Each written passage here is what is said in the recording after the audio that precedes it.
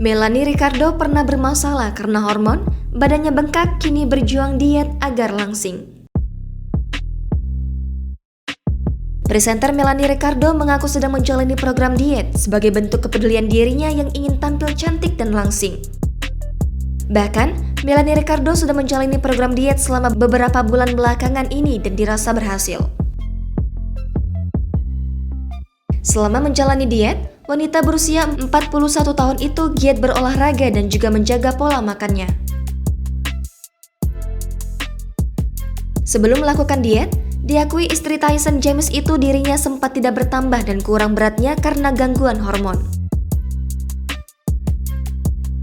Menurut Melanie Ricardo, menjalani pola hidup sehat dan diet di tengah pandemi adalah langkah yang tepat agar bisa mempercantik diri.